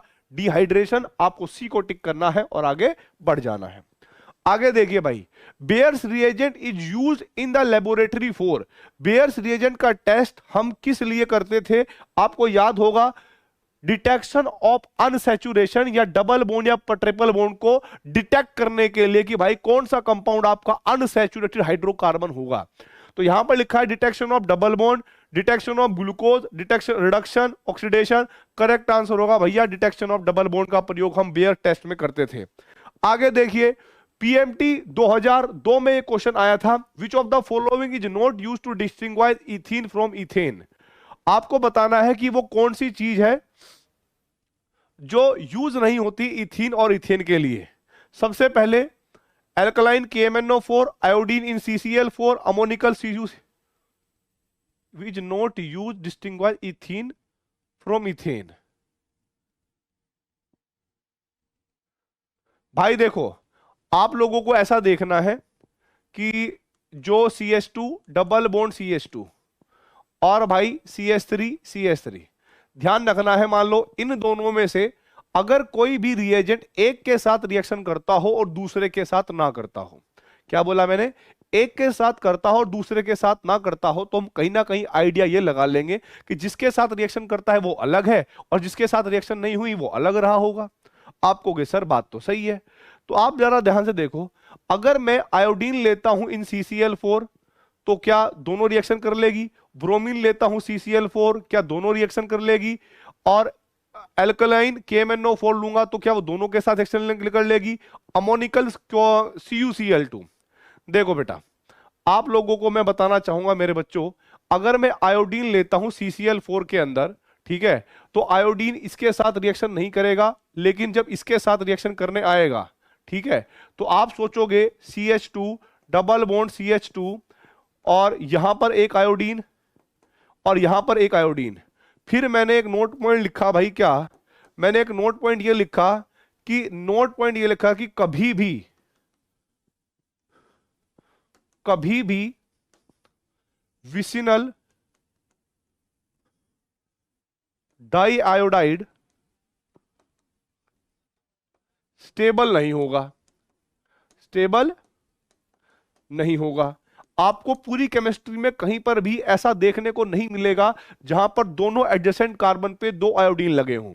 तो हमेशा ध्यान रखना है कि अगर आयोडीन बाय चांस लग भी रहा है, ठीक है, तो आयोडीन को आप वापस से निकाल दोगे और फिर से आप लोग एल्कीन बना दोगे। तो कहने का अर्थ यह हुआ कि जो हमारे पास आयोडीन है, ना तो उसने इसके साथ रिएक्शन करी और आयोडीन इथेन के साथ तो रिएक्शन करेगा ही नहीं CCl4 में, क्योंकि देखो एल्केन के साथ रिएक्शन करने के लिए आप लोगों को कहीं ना कहीं सनलाइट या फ्री पेरोक्साइड की जरूरत पड़ती है। तो करेक्ट आंसर होगा बेटा ये आयोडीन इन CCl4। ब्रोमीन की बात करोगे तो ब्रोमीन इसके साथ रिएक्शन कर लेगा, उसके साथ नहीं करेगा। सिंपली अगर मैं एल्कलाइन KMnO4 की बात करूं भाई, बेयर्स रिएजेंट के साथ करूंगा तो इसके साथ कर लेगा, तो इसके साथ नहीं करेगा। यानी डिस्टिंग्विश अंतर तो करना जान ही गए ना भाई, लेकिन आयोडीन ऐसा खेल होगा, उसके साथ तो वैसे ही नहीं करता, इसके साथ करेगा तो वापस से वही बन जाएगा, पता ही नहीं चलेगा। ठीक है, आगे देखिए भाई, ए hydrocarbon X adds 1 mole of hydrogen gives another hydrocarbon and decolorize bromine water। ठीक है, ब्रोमीन वाटर के साथ रिएक्शन करता है, डीकलराइज कर देता है। X react with KMnO4 in presence of acid give 2 molecules of same carboxylic acid। ठीक है, द X एल्कीन है भाई। ठीक है, आप लोगों को देखना है कि सेम एसिड बनना चाहिए जब KMnO4 के साथ रिएक्शन होती होगी तो आप देख लो भाई, X react with KMnO4 in presence of acid gives 2 moles of same carboxylic acid। ठीक है, ऐसी एल्कीन देखो आप लोगों को ध्यान रखना है, अगर मान लो मैं इस हाइड्रोकार्बन का कभी भी फर्दर एकदम मोस्ट ऑक्सीडेशन कर दूं, आपको याद भी होगा मैंने एल्कीन का ऑक्सीडेशन सिखाया था hot KMnO4 in acidic medium में, और मैंने आपको यह बताया था मेरे बच्चों कि भाई इस पाई बॉन्ड को तोड़कर आपको यह देखना है कि यहां पर क्या बना। यहां पर पहले देखोगे, पहले तो आपको एल्डिहाइड बनाना है, याद है, और जब एल्डिहाइड बनेगा तो एल्डिहाइड का फर्दर ऑक्सीडेशन होता था, तो यहां पर बनेगा 1 कार्बन का एसिड, यहां पर बनेगा 4 कार्बन का एसिड। तो कहीं ऐसा तो लिखा नहीं हुआ कि उसने बोला कि सेम कार्बोक्सिलिक एसिड बने, अलग अलग बने, तो ये तो नहीं हो सकता। अब जब इसका करोगे, यहां से बॉन्ड तोड़ के ऑक्सीडेशन करोगे, इधर 2 कार्बन का एसिड बनेगा, इधर 4 का, तो ये भी नहीं बनेगा। इधर 3 का, उधर 3 का, खत्म, टाटा बाय बाय, गया। देखकर भले ही डर लग रहा था, लेकिन क्वेश्चन में बस इतनी सी बात थी कि बाद में सेम एसिड बनना था। और आप खुद सोचिए, होट KMnO4H प्लस एसिडिक मीडियम वाली रिएक्शन मैंने आपकी नोटबुक में लिखवाई थी, और मैंने तरीका बताया था कि पाई बॉन्ड को तोड़कर आपको दोनों साइड के कार्बन गिनने हैं और यह देखना है कि भाई लास्ट में कितने कार्बन वाला एसिड बन रहा है। बस खत्म बात। आगे देखिए, पहली बात तो ये, जो तुम टिकटॉक टिकटॉक करते हो, माना ये सारी दुनिया पे तुम हिल जाते हो। इधर देखो, major product of the following reaction in Br, alcoholic KOH क्या करेगा बेटा जी, बीटा वाले कार्बन से क्या करेगा भाई, बीटा वाले कार्बन से हाइड्रोजन निकालेगा। अब बीटा कार्बन ये भी है और बीटा कार्बन ये भी है। आपको कसम शक्तिमान की मैंने आपको एक बात बताई थी, अगर मैं वहां से H निकालूंगा तो CH2 CH और CH2 CH3 ये बनेगा, और ये बनती थी हॉफमान वाले रूल से, है ना। और एक था बेटा जी ये CH3 CH double bond CH और इधर बॉन्ड CH3। इसके अल्फा हाइड्रोजन कितने होंगे बेटा जी, 2, और इसके अल्फा हाइड्रोजन होंगे बेटा जी 6। तो ज्यादा स्टेबल तो ये बनेगी, जो आपको सेकंड वाली बनेगी, जिसको हम ब्यूटीन कहेंगे या 2 ब्यूटीन कहेंगे। अब कहानी ये बताता हूं कि भाई ये वाला जो प्रोडक्ट होता था हमारे पास, ये होता था हॉफमान प्रोडक्ट,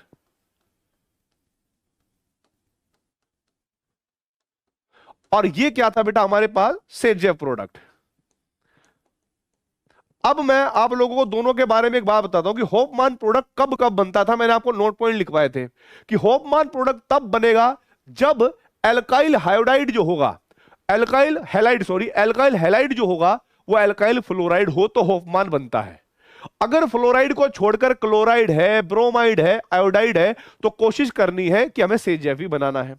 फिर दूसरी कंडीशन मैंने एक और बात बताई थी कि ये जो बेस है, अगर ये छोटा बेस है, मतलब एल्कोहलिक जो है वो छोटा बेस है, ठीक है, तो आपको हमेशा जो है सेजेव प्रोडक्ट ही बनाना है। लेकिन अगर यहां पर ऐसा होता कि भाई ट्यूब्यूटॉक्साइड ऐसे ओके ऐसे लिखा होता, तो भाई ये एक बड़ा बेस होता, ये क्या होता है, एक बड़ा बेस होता। और उस कंडीशन में क्या होगा बेटा, उस कंडीशन में क्या होता कि भाई बड़े बेस के केस में मैंने आपको याद करवो कि लिखवाया था कि मैंने भाई हॉफमान प्रोडक्ट बनेगा वहां पर। तो देखो, ना तो यहां पर बड़ा बेस तो हॉफमान नहीं बनना, ना यहां पर एल्काइल ब्रोमाइड तो भी हॉफमान नहीं बनना, तो कौन सा बनेगा, सेजेव। और सेजेव कहता है कि भाई हेलोजन के साथ उस बीटा कार्बन से आपको हाइड्रोजन निकालना है जिसमें पहले से ही कम है। तो आपने यहां से निकाला, ये बना दिया, तो भाई यही करेक्ट आंसर होगा। तो करेक्ट आंसर हो जाएगा ब्यूटीन या butene 2। Which of the following is most stable alkene. आप लोगों को याद होगा कि जिसके अल्फा हाइड्रोजन ज्यादा होंगे या जो मोर सब्स्टिट्यूटेड एल्कीन होती है वो ज्यादा स्टेबल होती है। यहां पर इस कार्बन पे 2 OR 2 R है, यानी अगर R को मैं एक CH3 मान लूं, यदि मैं R को मैं CH3 मान लूं, अब सोच के देखो कि किसके पास अल्फा हाइड्रोजन सबसे ज्यादा होंगे, और जिसके पास अल्फा हाइड्रोजन सबसे ज्यादा होंगे, सबसे ज्यादा स्टेबल एल्कीन भी वही होगी, क्योंकि मैंने आपको बताया था stability of alkene is directly proportional to hyper conjugation. ठीक है, याद कर लेना भाई वापस से, स्टेबिलिटी ऑफ एल्कीन, ठीक है, is directly proportional to hyper conjugation, even resonance भी। लेकिन रेजोनेंस इनमें कहीं हो नहीं रहा, तो हम हाइपर कॉन्जुगेशन से ही बात मतलब काम करके काम चला लेंगे। ऐसे देख लेना भाई।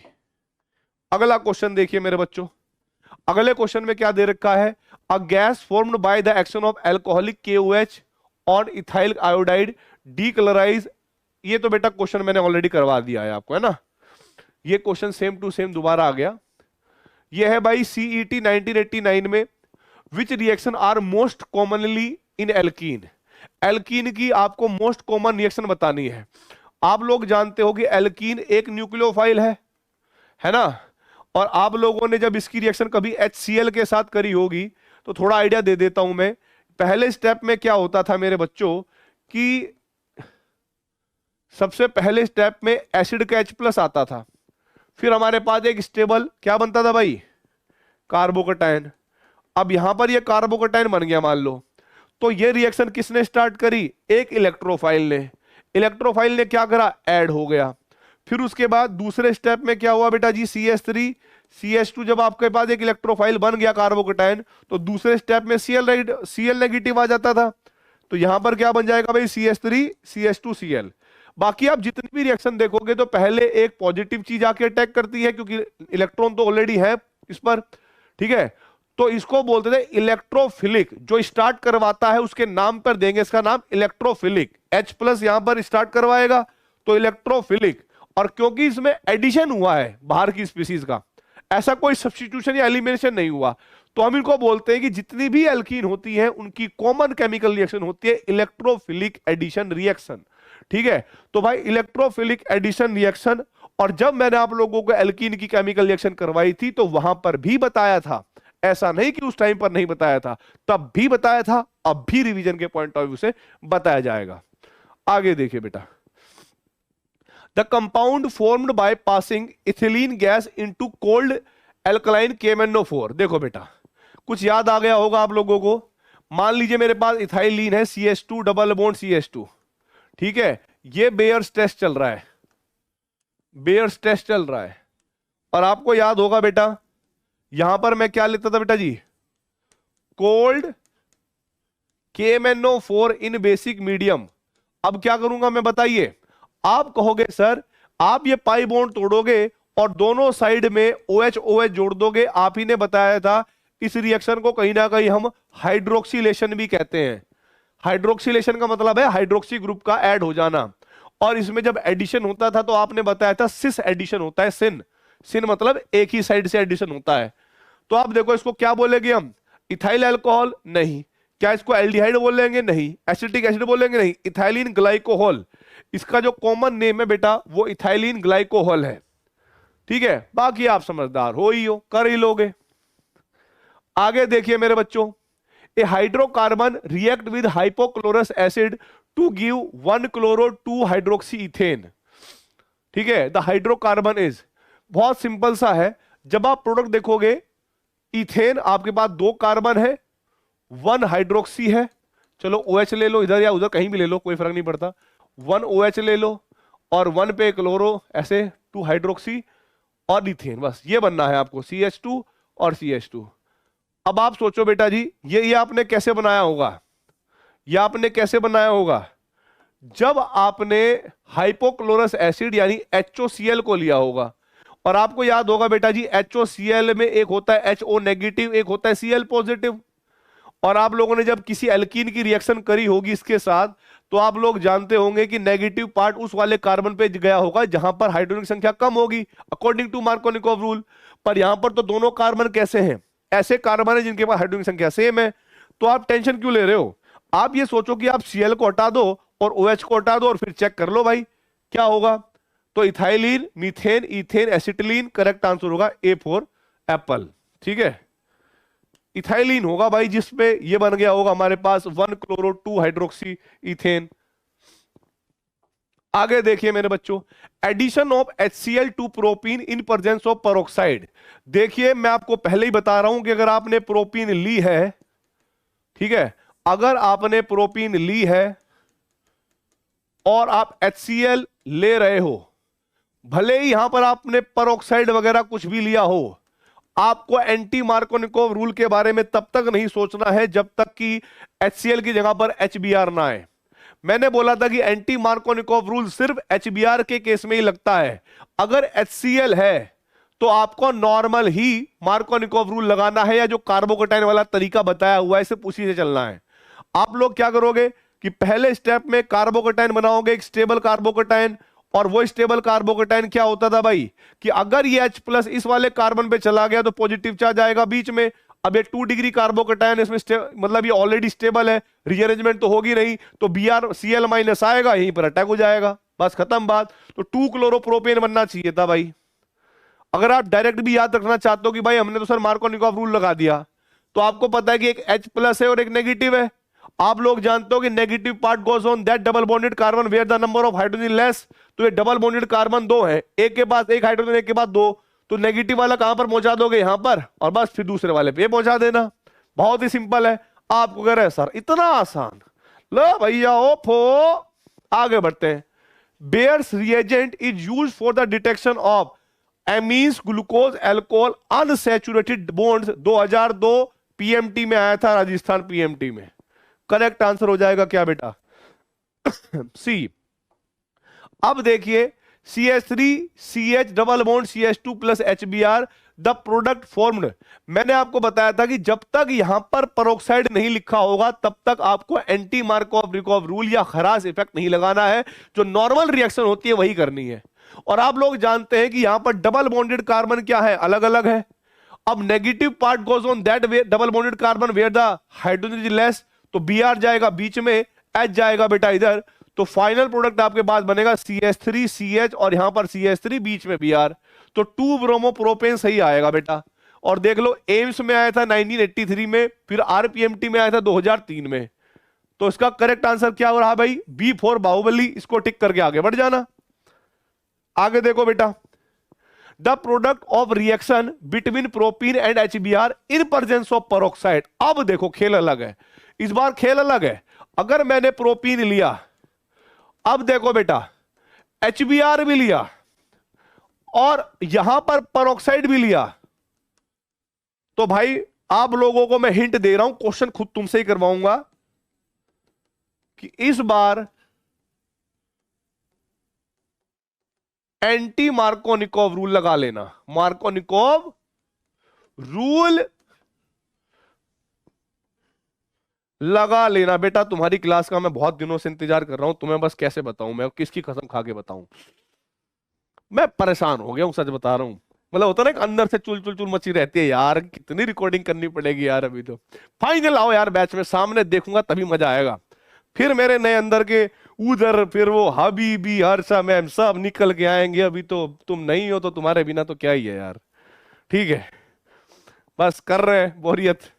एनसीईआरटी 1978 में आया था, the final product formed by the ozonolysis of the RCHO। देखो भाई, कहा गया है कि हमारे पास RCHO का आपको ओजोनोलाइसिस करना है। ठीक है, ओजोनोलाइसिस करते हुए आपको ये बात तो समझ में आ गई होगी कि ओजोनलाइज होता था भाई इन presence of zinc dust and ZnOH। तो भाई मैंने ओजोनलाइसिस कराना है ZN, जिंक डस्ट हम लेते थे याद करो, और H2O। आपको मैंने एक शॉर्ट ट्रिक बताई हुई थी कि भाई आपको एक पाई बॉन्ड तोड़ना है। अब ओजोन के अंदर 3 ऑक्सीजन होते थे, एक इधर और एक इनके पास दे देनी है। जब आप इसको दोगे तो एक क्या बनेगा, RCHO। जब इसके पास जाएगा तो भाई C डबल बॉन्ड O, इधर R इधर R। ठीक है, अब देखो ये क्वेश्चन 1978 में आया था, मैच करके देखो भाई, RCHO बनेगा, R2CO बनेगा, बोथ A एंड B बनेगा, नन ऑफ दीज, तो C4 छोटू लाल बनेगा इसमें। ठीक है, आगे बढ़ते हैं भैया। In a double bond between 2 carbon atoms of ethene there are ethene CH H H H और एक पाई बॉन्ड होता है। ये बात आप जानते होंगे है ना, जो आपस में ऐसे पाई बॉन्डिंग करता है।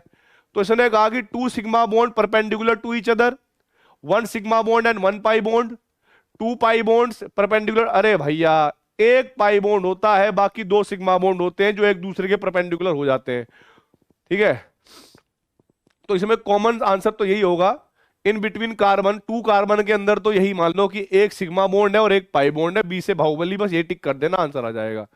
कार्बन कार्बन के बीच में एक पाई बॉन्ड, एक सिग्मा बॉन्ड है। N propyl bromide on treatment with ethanoic potassium hydroxide. देखिए n propyl bromide CH3 CH2 और Br ये है। अगर मैं एल्कोहलिक KOH के साथ रिएक्शन करवाता हूं तो भाई ये कह रहा है क्या बनेगा, मैं क्यों बताऊं भाई, मुझे पता है कि भाई एल्कोहलिक बेस बीटा वाले कार्बन से एक हाइड्रोजन ले लेगा। मान लो यहां से बेस आया, उसने एक हाइड्रोजन लिया, तो वो ये Br भी निकल जाएगा इस H के साथ साथ। ठीक है, तो भाई यार प्रोपीन बनेगी, हटा। CH2 double bond CH react with HCl to form. भाई बहुत सिंपल है, CPMT में 1990, 85, 93 दो बार आया हुआ क्वेश्चन है। आप लोग जानते हो कि यहां पर दोनों कार्बन अलग अलग प्रकार के हैं। जब आप HCl की रिएक्शन करोगे तो H प्लस और Cl नेगेटिव। अब यहां पर मार्कोनिकोव रूल लगा के देख लेना या कार्बोकेटाइन वाला खेल खेल के देख लेना, करेक्ट आंसर ही आएगा।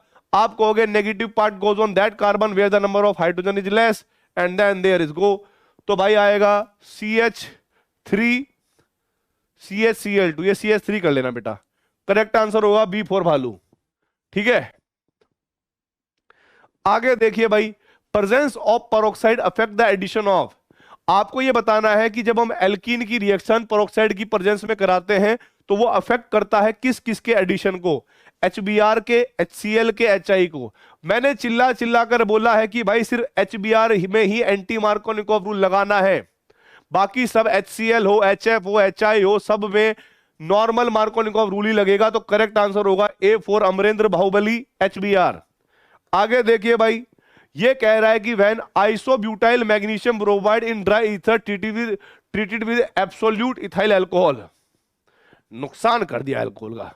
आइसोब्यूटाइल मैग्नीशियम ब्रोमाइड, देखो CH3 CH, यह है आइसोब्यूटाइल मैग्नीशियम ब्रोमाइड, और इसकी रिएक्शन आप किसके साथ कर रहे हो मेरे बच्चों, C2H5OH अमृत के साथ। तो आप लोग जानते हो कि कार्बन मैग्नीशियम में यहां पर नेगेटिव यहां पर पॉजिटिव दे देना। और आपको मैंने बताया था कि जब RMGX रिएक्शन करता है एक्टिव हाइड्रोजन कंटेनिंग कंपाउंड के साथ, तो वो उनका एक्टिव हाइड्रोजन ले लेता है H, और H यहां पर लग जाएगा। और जैसे ही H यहां पर लगेगा बेटा, तो हमारे पास क्या बन जाएगी, हमारे पास क्या बन जाएगी बेटा जी, एक एल्केन बन जाएगी, जिसको हम कहेंगे 2 मिथाइल प्रोपेन। अब देखो कहां पर ये बनी, यहां पर तो नहीं बनी, हटाओ, यहां पर नहीं, यहां पर बन गई, तो खत्म, टाटा बाय बाय, गया। ठीक है, आगे देखो भाई, the predominant product formed when 3 methyl 2 pentene react with HOCl। भाई ये क्वेश्चन रीअरेंजमेंट वाला हो सकता है। अगर मेरे पास 5 कार्बन है, 1 2 3 4 5, 3 पे मिथाइल है, चलो मान लिया 3 पे मिथाइल है, 2 पे पेंटीन, चलो मान लिया डबल बॉन्ड है, अच्छा बाकी CH3 H CH2 और CH3 है। अब मैंने इसकी रिएक्शन करवाई है HOCl के साथ, तो भाई क्या बनेगा, तो पहले Cl पॉजिटिव जाएगा, तो डायरेक्ट ही हो जाएगा ना बेटा ये तो।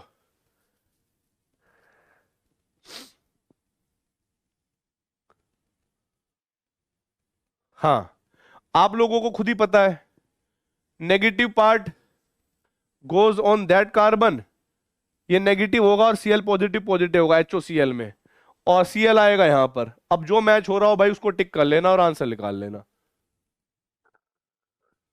रुको रुको रुको रुको रुको, कोई मैच हो रहा है, अच्छा ये उल्टा लिखा हुआ, ये वाला हो जाएगा बेटा, है ना, क्योंकि Cl जाएगा यहां पर और ये जाएगा इधर, इसका उल्टा दिखा हुआ है, तो ठीक है ठीक है, तो ये सही है। आगे देखो बेटा, the product of following reaction, आपको एल्कीन दे रखी है और आपका हाइड्रोलाइसिस करना है in presence of sodium boro hydroxide. आपको याद होगा मैंने आपको बताया भी था बेटा कि ACO का होल ट्वाइस सिल्वर, फिर दूसरे वाटर लेंगे और दूसरे स्टेप में NaBH4। तो यहां पर हम हाइड्रोलाइसिस करते थे बेटा किसकी, एल्कीन का, और यहां पर कौन सा रूल फॉलो करते थे, आपको मैंने बताया था कि इस केस में हम लोग मार्कोनिकोव रूल फॉलो करते थे ना, मार्कोनिकोव रूल फॉलो करते थे और कोई रीअरेंजमेंट नहीं होती थी। ठीक है, कोई रीअरेंजमेंट नहीं होती थी। रीअरेंजमेंट सिर्फ तभी होगी जब यहां पर एसिड आएगा, यानी H2SO4। अदरवाइज चाहे आप यहां पर ये वाली रिएक्शन कर लो, ऑक्सीमर्कुरेशन डीमर्कुरेशन मेथड कर लो, या बेटा जी हाइड्रोबोरेशन ऑक्सीडेशन मेथड जो सिखाया था उससे कर लो। ठीक है, तो यहां पर मार्कोनिकोव रूल फॉलो होगा। आप लोग जानते हो कि डबल बॉन्डेड कार्बन है आपके पास दो अलग अलग, इधर हमारे पास CH2 इधर H। तो आप सोचो कि वाटर का जो OH माइनस है वो वहां जाना चाहिए जहां पर डबल बॉन्डेड कार्बन पे कम हाइड्रोजन हो, तो वो यहां जाएगा। अब यहां पर जाने के बाद H चला जाएगा इधर, करेक्ट आंसर हो जाएगा A फॉर अमरेंद्र बाहुबली, खत्म, टाटा बाय बाय। ठीक है, आगे देखिए भाई,